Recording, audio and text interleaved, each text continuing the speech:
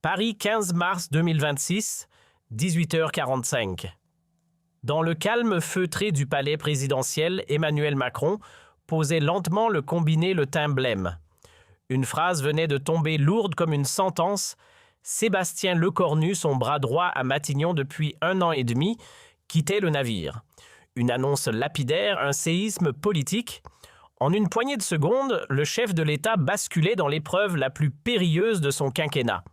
Ce que le président ne savait pas encore, c'est que les prochaines 24 heures allaient lui dévoiler l'étendue vertigineuse de sa dépendance envers cet homme et qu'au lieu d'une transition ordonnée, il allait vivre une reddition en bonne et due forme. « Il ne peut pas me planter là, pas maintenant », soufflait-il entre ses dents en faisant les 100 pas. Il s'était accroché jusqu'au dernier instant à l'illusion d'un chantage politique, à l'idée d'un bluff destiné à obtenir quelques concessions. Mais la voix de Lecornu implacable et calme ne laissait place à aucune interprétation, c'était bel et bien fini. La nouvelle de la démission filtrait déjà dans les médias. BFM Télévision fut la première à diffuser un flash spécial. Sébastien Lecornu présente sa démission à Emmanuel Macron. En quelques minutes, l'information faisait le tour des rédactions, créant une onde de choc dans le paysage politique français. À l'Élysée, c'était la panique. Alexis Kohler, secrétaire général de la présidence, convoquait en urgence une cellule de crise. « Nous avons peut-être 48 heures avant que la situation devienne ingérable », analysait-il devant une dizaine de conseillers réunis dans le Salon Doré. Macron lui était déjà au téléphone, il fallait trouver un remplaçant et vite. Mais qui pouvait succéder à Lecornu? Le choix s'avérait plus compliqué que prévu. « Appelez-moi Édouard Philippe », ordonnait le président à son secrétariat. L'ancien Premier ministre devenu maire du Havre était le candidat naturel expérimenté, respecté, capable de rassembler au-delà de la majorité présidentielle. 19h30, Philippe décrochait son téléphone. « Emmanuel, j'ai appris pour Sébastien, c'est regrettable. »« Édouard, j'ai besoin de vous. La France a besoin de vous, » suppliait Macron. Mais la réponse fut sans appel. « Monsieur le Président, ma place, c'est au Havre. Je vous souhaite de trouver la bonne personne, mais ce ne sera pas moi. » Premier refus. Macron encaissait le coup, mais rebondissait immédiatement. « Bruno Le Maire » s'exclamait-il. Le ministre de l'économie avait l'expérience, la crédibilité internationale, la stature. 20 heures. Le maire était en déplacement à Bruxelles pour un conseil des ministres européens. Macron l'appelait directement sur son téléphone portable. Bruno rentrait immédiatement. « J'ai une proposition à vous faire. » Hey, mais là aussi, la déception était au rendez-vous. « Emmanuel, je vous suis loyal, mais Matignon n'est pas pour moi. Je préfère rester à Bercy. » Dans l'entourage présidentiel, l'inquiétude montait. Si même nos plus proches collaborateurs refusent, qui va accepter? S'interrogeait un conseiller. 20h30. Macron tentait une approche différente, contactait Gérald Darmanin. Le ministre de l'Intérieur avait toujours eu des ambitions pour Matignon. Sûrement accepterait-il. Darmanin était en réunion préfectorale à Lille quand l'appel présidentiel arriva. « Monsieur le Président, c'est un honneur, mais permettez-moi 24 heures de réflexion. C'est une décision qui engage toute une vie. » Ce n'était pas un refus, mais ce n'était pas non plus l'acceptation immédiate qu'espérait Macron. Le président sentait que sa position s'affaiblissait d'heure en heure. Les chaînes d'information continuaient à consacrer leurs programmes spéciaux à la crise gouvernementale. Emmanuel Macron face au défi de sa vie politique, titrait-elle. Qui pour remplacer l'irremplaçable Lecornu, s'interrogeait-on. Dans son bureau, Macron consultait fébrilement sa liste de contacts. Elisabeth Borne, trop associée aux échecs passés. Gabriel Attal trop, jeune pas assez d'expérience. Marlène Schiappa, impossible dans le contexte. 21h30. Nouvelle tentative avec François Bayrou.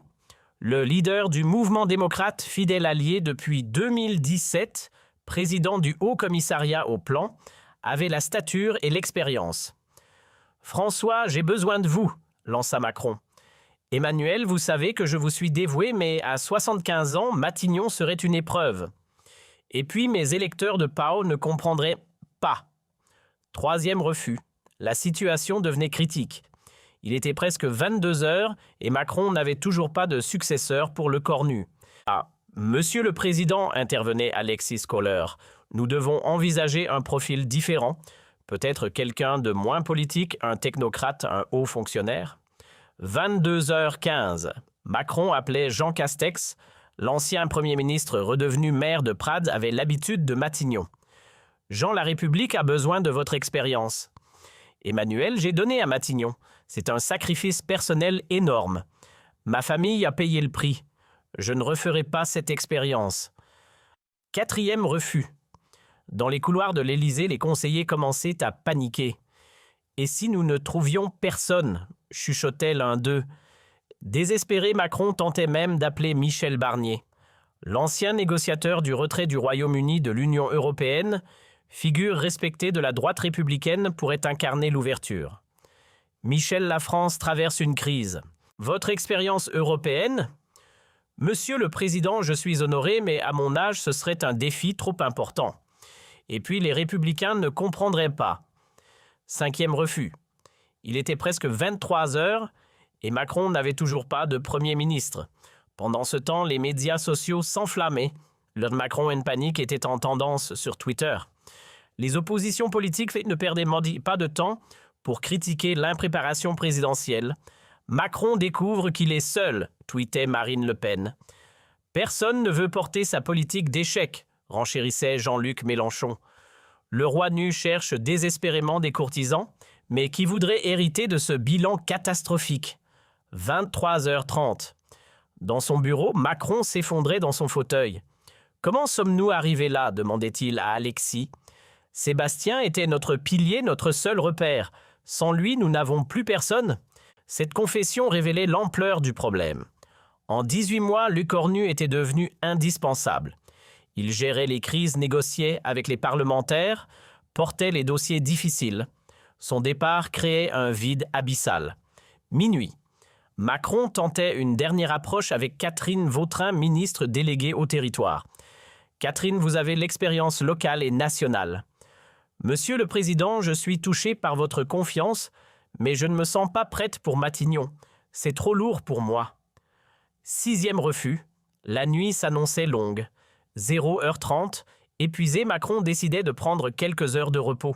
« Nous reprendrons demain matin. Il faut bien que quelqu'un accepte. » Mais le sommeil ne venait pas. Le président passait la nuit à repenser aux derniers mois avec Lecornu, à tous les défis relevés ensemble, à la complicité qui s'était installée entre eux. Macron était debout depuis 1 heure consultant les journaux du matin. Tous titraient sur la crise « Macron en quête d'un Premier ministre introuvable »,« L'Élysée est dans la tourmente »,« Qui veut être Premier ministre, Monsieur le Président ?» Les marchés sont inquiets. L'euro chute face au dollar. Il faut absolument stabiliser la situation, annonçait un conseiller. 7h30. Macron reprenait ses appels. Il élargissait sa recherche contactant des personnalités moins évidentes. Stéphane Travert, ancien ministre de l'Agriculture. Jacqueline Gouraud, ancienne ministre de la Cohésion des Territoires. Même Marlène Schiappa, malgré les réticences. Tous déclinaient poliment mais fermement. L'ampleur de la crise gouvernementale, l'instabilité politique, la faiblesse des sondages présidentiels dissuadaient même les plus ambitieux. 8 heures. Emmanuel Macron commençait à réaliser l'impensable personne, ne voulait succéder à Sébastien Lecornu. « Monsieur le Président », suggérait timidement un conseiller, « et si nous rappelions Sébastien, peut-être accepterait-il de reconsidérer sa décision ?» La suggestion provoquait un silence gêné dans la salle. Rappeler Lecornu après 12 heures de recherche infructueuse, c'était avouer un échec total. Reconnaître sa dépendance absolue à son Premier ministre. 8h30. L'orgueil présidentiel cédait devant la réalité politique. « Appelez Sébastien », murmurait Macron. Alexis Kohler hésitait. « Monsieur le Président, êtes-vous certain? Cela va se savoir. »« Appelez-le », coupa Macron d'un ton sec. « Bonjour Emmanuel. »« Sébastien, nous devons parler. Cette démission, nous pouvons peut-être trouver un arrangement. »« Emmanuel, ma décision est prise. Je vous ai expliqué mes raisons hier soir. »« Mais Sébastien, la France a besoin de vous. J'ai besoin de vous. Ces dernières heures m'ont fait comprendre à quel point vous étiez indispensable. » Pour la première fois depuis le début de son mandat, Emmanuel Macron suppliait l'un de ses collaborateurs. « Quelle garantie, Sébastien ? Dites-moi ce qu'il faut changer et nous le changerons. » La capitulation était totale. Le président de la République française négociait sa survie politique avec son premier ministre démissionnaire. Lecornu posait ses conditions: plus d'autonomie dans le choix de son gouvernement, un droit de veto sur certaines décisions présidentielles, l'assurance de ne pas être désavoué publiquement. Accordé ? Acceptez immédiatement Macron, tout ce que vous voulez. Sébastien, entrez à Matignon. 10h30, je vais réfléchir, concédait finalement Lecornu. Laissez-moi quelques heures. Cette réponse était déjà une victoire pour Macron. Après 13 heures de panique, il entrevoyait une sortie de crise. Dans l'entourage présidentiel, le soulagement était palpable. Sébastien va accepter, chuchotaient les conseillers. Il ne peut pas laisser tomber le président comme ça. Mais l'attente reprenait. Lecornu se faisait désirer, mesurant parfaitement sa nouvelle position de force. Nouveau coup de téléphone de Macron-Sébastien. Avez-vous pris votre décision ? J'y réfléchis encore, Emmanuel. C'est une décision importante. 12h30, les médias commençaient à évoquer la possibilité d'un retour de Lecornu. Source concordante à l'Élysée, des négociations seraient en cours, annonçait BFM Télévision. Troisième appel de Macron dans la journée vers Lecornu. Sébastien, les marchés sont nerveux, l'opposition attaque. Il faut que vous reveniez. Emmanuel, si je reviens, ce sera à mes conditions. Plus jamais de désaveu public, plus jamais de décision prise sans me consulter. C'est entendu, Sébastien. Vous aurez toute ma confiance. 13h30. Très bien, concédait finalement Lecornu. Je retire ma démission, mais n'oubliez pas nos accords. L'annonce provoquait un séisme dans le paysage politique français. Moins de 24 heures après sa démission, Sébastien Lecornu reprenait ses fonctions de Premier ministre. Communiqué officiel de l'Élysée, Monsieur Sébastien Lecornu retire sa démission et reprend ses fonctions de Premier ministre de la République française. La nouvelle faisait l'effet d'une bombe. Sur les réseaux sociaux, les réactions se multipliaient. Macron a capitulé, commentaient les oppositions. 24 heures pour comprendre qu'il est nu sans Lecornu. 14h30, conférence de presse improvisée à l'Élysée. Emmanuel Macron, visiblement marqué par cette épreuve, tentait de justifier ce retournement. Les circonstances ont évolué, déclarait-il d'une voix peu assurée. Monsieur Lecornu a accepté de poursuivre sa mission dans l'intérêt supérieur de la nation. Les questions des journalistes étaient impitoyables, Monsieur le Président. N'avez-vous pas été humilié par votre Premier ministre ? Comment expliquez-vous qu'aucune personnalité politique n'ait accepté de remplacer Monsieur Lecornu ? La politique, c'est l'art du possible. Nous avons trouvé la meilleure solution pour la France. Dans les couloirs de l'Assemblée nationale, les députés n'en revenaient pas. Macron vient de montrer sa faiblesse absolue, commentait un élu de l'opposition. Il est devenu l'otage de son Premier ministre. 15h30, retour de Lecornu à Matignon. Les caméras étaient massées devant l'hôtel du Premier ministre. Sébastien Lecornu, souriant et détendu, saluait les journalistes sans faire de déclaration. Son silence était plus éloquent que tous les discours. Il venait de démontrer son indispensable absolu. Assis dans son bureau de Matignon, Lecornu recevait les félicitations de ses collaborateurs. « Monsieur le Premier ministre, plaisanta l'un d'eux, vous venez de donner une leçon de pouvoir au président de la République. » 16h, 30 premiers conseils des ministres post-crise. L'atmosphère était électrique. Emmanuel Macron, face à ses ministres, tentait de faire comme si rien ne s'était passé, mais tous savaient que l'équilibre du pouvoir avait changé. Lecornu n'était plus seulement Premier ministre, il était devenu l'homme indispensable, celui sans qui rien ne fonctionne. Les premières analyses politiques tombaient. Macron vient de perdre toute autorité, écrivait un éditorialiste du Figaro. En 24 heures, il a montré qu'il était incapable de gouverner sans Lecornu. 17h30 dans l'opposition, on ne perdait pas de temps pour exploiter cette faiblesse. Macron est fini, déclarait Marine Le Pen. Il vient de prouver qu'il était un président fantoche. Manipulé par son Premier ministre, renchérissait Jean-Luc Mélenchon. Cette crise révèle la vraie nature du macronisme, un homme seul, sans réseau, dépendant totalement de son entourage. 18h, sondage expresse la cote de confiance d'Emmanuel Macron chutait de 8 points en une journée. Celle de Lecornu, paradoxalement, progressait.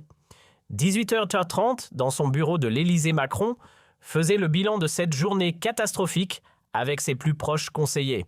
Nous avons évité, le pire tentait de positiver Alexis Kohler. Sébastien est revenu, le gouvernement est stable. Alexis répondait amèrement « Macron, j'ai passé 24 heures à supplier tous mes anciens ministres de m'aider et ils ont tous refusé. Puis j'ai dû implorer Sébastien de revenir. C'est la pire humiliation de ma carrière politique. » Les conséquences de cette crise commençaient à se dessiner. Lecornu, fort de sa position renforcée, annonçait plusieurs changements dans l'organisation gouvernementale. Désormais, déclarait-il à ses collaborateurs, toutes les décisions importantes passeront par Matignon. L'Élysée devra nous consulter avant toute annonce majeure. C'était une révolution silencieuse. Le Premier ministre prenait le contrôle effectif du gouvernement. 19h30. Emmanuel Macron découvrait avec amertume les nouvelles règles du jeu. Un appel de Lecornu Emmanuel, j'ai vu que vous souhaitiez annoncer la réforme des retraites demain. Il faudrait qu'on en discute d'abord. Le président de la République devait désormais demander l'autorisation à son Premier ministre. Dans les rédactions, les journalistes analysaient cette redistribution des cartes. Lecornu vient de réaliser un coup d'État constitutionnel, commentait un spécialiste des institutions. 20h30. L'humiliation présidentielle était totale. En 24 heures, Emmanuel Macron était passé du statut de président tout-puissant à celui d'otage politique de son Premier ministre. Ce soir-là, en se couchant, Macron mesurait l'ampleur de sa défaite. Il avait voulu se séparer de Lecornu, mais c'est finalement Lecornu qui avait pris le contrôle. Les 24 heures qui avaient suivi la démission de Lecornu resteraient dans l'histoire comme le moment où un président de la République avait perdu tout pouvoir réel, contraint de supplier son Premier ministre de bien vouloir gouverner avec lui. 3 mois plus tard, cette crise continuait de marquer la vie politique française. Emmanuel Macron n'avait jamais récupéré son autorité perdue. Sébastien Lecornu gouvernait en maître absolu, prenant toutes les décisions importantes. C'est Lecornu qui préside, Macron qui suit, résumait cruellement un député. Cette formule faisait le tour des médias, symboles de cette inversion du pouvoir. 6 mois après, lors d'un sommet européen, la faiblesse présidentielle était visible aux yeux de tous. Macron ne décide plus rien, confiait un dirigeant européen. C'est son Premier ministre qu'il faut convaincre.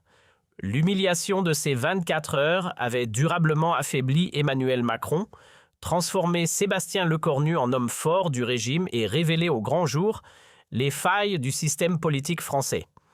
Cette crise restera comme l'une des plus significatives de la Ve République, le moment où un président découvre qu'il n'est rien sans son Premier ministre et où un Premier ministre comprend qu'il peut tout obtenir en sachant dire non au bon moment. 1 an après cet épisode traumatisant, Emmanuel Macron n'était toujours pas remis de cette humiliation. Dans l'intimité, il confiait à ses proches. « Ces 24 heures m'ont appris que je n'étais rien sans C. C'est la leçon la plus dure de ma vie politique. » Cette confession révélait l'ampleur du traumatisme présidentiel. L'homme qui avait conquis l'Élysée à 39 ans, qui avait défié tous les codes politiques, découvrait sa fragilité absolue. Emmanuel a vieilli de 10 ans en une nuit, observait un proche. Cette crise l'a cassé psychologiquement. Il ne s'est jamais remis de cette démonstration de faiblesse. Effectivement, le comportement présidentiel avait changé après cette crise. Macron, autrefois impulsif et autoritaire, consultait systématiquement Lecornu avant chaque décision importante. Il a peur de le contrarier, témoignait un ministre. Emmanuel redoute qu'une nouvelle crise éclate. Il marche sur des œufs avec Sébastien. Cette nouvelle dynamique bouleversait le fonctionnement traditionnel de la Ve République. Le Premier ministre n'était plus dans l'ombre du président, il était devenu son égal, voire son supérieur. Lecornu gouverne, Macron accompagne, résumait cruellement un député de l'opposition. Cette formule devenue célèbre circulait dans tous les couloirs politiques. Les conséquences internationales de cette crise étaient également significatives lors du sommet du groupe des 7 en Italie. 6 mois après l'épisode, les autres dirigeants avaient noté la faiblesse de Macron. Emmanuel semblait diminuer, confia Joe Biden à ses conseillers. Il consultait constamment son téléphone, probablement pour avoir l'avis de son Premier ministre sur chaque sujet. Angela Merkel, pourtant discrète, avait-elle aussi remarqué ce changement? Macron n'est plus le même homme. Cette crise française l'a profondément marqué. Ses observations internationales révélaient que l'humiliation présidentielle avait dépassé les frontières françaises, la crédibilité de la France sur la scène mondiale en pâtissait. Quand le président d'un pays est à la merci de son Premier ministre, c'est toute la nation qui perd en influence, analysait un diplomate européen. Du côté de Sébastien Lecornu, cette crise avait révélé un homme politique d'une redoutable efficacité tactique. En l'espace de 24 heures, il avait réussi à inverser complètement le rapport de force avec l'Élysée. Sébastien a joué une partie d'échec magistrale, admirait un ancien Premier ministre. Il a fait comprendre à Macron qu'il était indispensable et maintenant il gouverne avec une autorité que peu de ses prédécesseurs ont connue. Cette autorité nouvelle de Lecornu se traduisait concrètement dans la gestion gouvernementale. Tous les dossiers importants passaient désormais par Matignon. L'Élysée était devenue une chambre d'enregistrement. Nous préparons les arbitrages à Matignon, puis nous les transmettons à l'Élysée pour validation, expliquait un conseiller de Lecornu. En réalité, la validation présidentielle n'est qu'une formalité. Cette inversion des rôles constitutionnels inquiétait les constitutionnalistes. Nous assistons à une dérive du régime, alertait Dominique Rousseau. Le Premier ministre devient de facto le chef de l'exécutif, mais cette situation convenait parfaitement à Lecornu. Fort de sa légitimité nouvelle, il imposait sa vision politique sans contrainte présidentielle. Sébastien a compris que Macron était faible, analysait un politologue. Il en profite pour gouverner comme il l'entend avec une liberté totale. Cette liberté totale se manifestait dans tous les domaines, politique économique, social international. Lecornu décidait, Macron suivait. Le plus frappant fut la réforme des retraites de septembre 2030. Macron souhaitait un report à 65 ans. Lecornu préférait 64 ans. C'est la version Lecornu qui fut adoptée sans discussion. Le président a proposé 65 ans le matin et l'après-midi, il annonçait 64 ans, rapporta un journaliste. Entre-temps, Lecornu lui avait fait changer d'avis. Cette anecdote révélatrice illustrait parfaitement la nouvelle hiérarchie gouvernementale. Lecornu imposait, Macron s'adaptait. L'opposition politique ne manquait pas d'exploiter cette faiblesse présidentielle. Marine Le Pen multipliait les attaques. Macron n'est plus qu'un président fantoche manipulé par son Premier ministre. Jean-Luc Mélenchon renchérissait « Nous avons un régime à deux têtes, mais une seule qui pense, celle de Lecornu ». Ces attaques cinglantes touchaient juste. Macron ne parvenait plus à incarner l'autorité présidentielle traditionnelle de la Ve République. Emmanuel souffre de ce qu'on appelle le syndrome de Stockholm politique, ironisait un chroniqueur. Il est devenu dépendant de celui qui l'humilie. Cette dépendance psychologique était visible dans tous les grands événements politiques. Lors des vœux présidentiels de 2027, Macron avait consulté Lecornu jusqu'à la dernière minute. Le discours a été relu et corrigé par Matignon, révélait un conseiller. Emmanuel n'ose plus s'exprimer publiquement sans l'aval de Sébastien. Cette situation ubuesque questionnait la nature même du pouvoir sous la République. Un président élu au suffrage universel était-il devenu l'otage de son Premier ministre nommé « C'est une première dans l'histoire républicaine », soulignait l'historien Jean Gary. Jamais un président n'avait été à ce point dominé par son Premier ministre. Cette domination s'exerçait même dans les détails les plus prosaïques.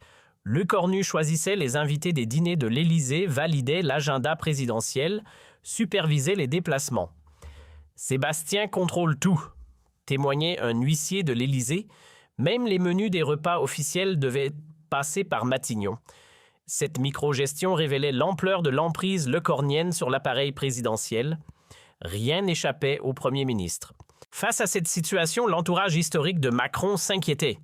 Alexis Kohler, Ismaël Emelien, Sibeth Ndiaye, tous constataient l'affaiblissement dramatique de leur champion.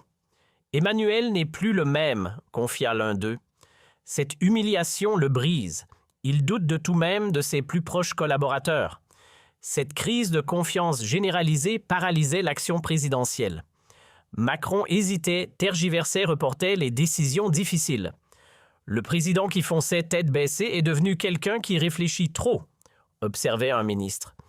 Paradoxalement, cette prudence nouvelle le desservait, car pendant que Macron hésitait, Lecornu tranchait.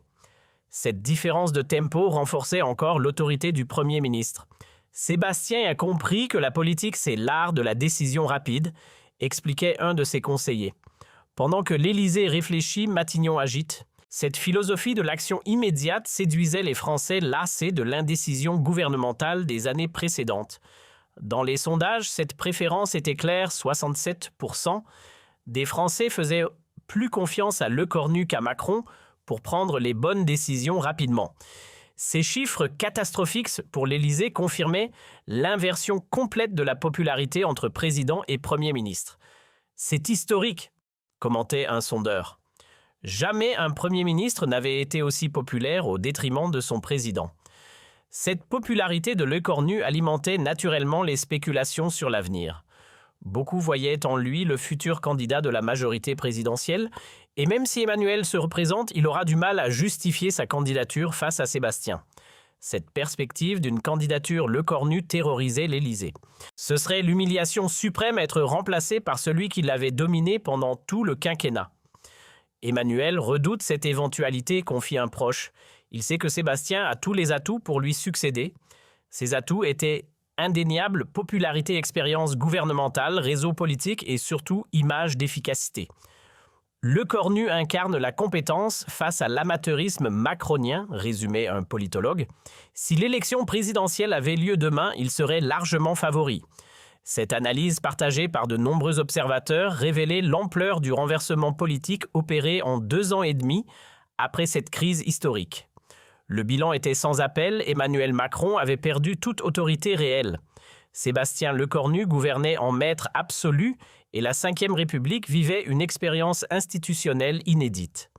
Ces 24 heures ont changé la France, concluait un historien politique. Elles ont montré qu'un président pouvait être réduit à l'impuissance par son propre Premier ministre. L'histoire retiendra cette crise comme l'une des plus significatives de la Ve République, le moment où un président découvre qu'il n'est rien sans son Premier ministre et où ce dernier comprend qu'il peut tout obtenir en sachant dire non au bon moment. Emmanuel Macron avait voulu gouverner seul. Il s'est retrouvé gouverné par un autre. Sébastien Lecornu avait accepté de servir. Il a fini par régner. En 24 heures, les rôles s'étaient inversés pour toujours. Cette leçon politique magistrale restera gravée dans les mémoires. En démocratie, le pouvoir appartient à celui qui sait le prendre, pas forcément à celui qui est élu pour l'exercer. Mais l'histoire ne s'arrêtait pas là. 2 ans après cette crise, de nouveaux éléments vinrent éclairer cet épisode. En mars 2028, un ancien conseiller de Matignon publiait « Dans l'ombre du pouvoir révélant que la démission de Lecornu avait été orchestrée ». La démission n'était pas spontanée, écrivait Jean-Baptiste Moreau. Elle avait été préparée pour tester la dépendance de Macron et renforcer notre position. Cette révélation faisait l'effet d'une bombe. L'enquête judiciaire révélait des enregistrements compromettants. Dans ces conversations, Lecornu expliquait « Emmanuel est faible psychologiquement. Si je le pousse à bout, il cédera surtout. » Ces mots achevaient de discréditer le Premier ministre. L'opinion découvrait un manipulateur cynique prêt à instrumentaliser les institutions pour son profit personnel. La popularité de Lecornu chutait de 15 points, tandis que Macron bénéficiait d'un capital de compassion. En mai 2028, après une confrontation orageuse à l'Élysée, Lecornu démissionnait définitivement. Son successeur Gabriel Attal incarnait le retour à la normale institutionnelle. L'ère de la manipulation était terminée. Aujourd'hui, 3 ans après cette crise historique, le bilan est nuancé. Emmanuel Macron a récupéré son autorité présidentielle, mais l'épisode l'a marqué. Emmanuel se méfie de tout le monde maintenant, confie un proche. Il a appris à ses dépens qu'on peut être trahi par ses plus proches collaborateurs. Quant à Sébastien Lecornu, il a disparu de la scène politique nationale. Retiré dans sa Normandie natale, il évite soigneusement les médias. Sébastien paie le prix fort de ses manipulations, constate un observateur. Il a perdu toute crédibilité politique.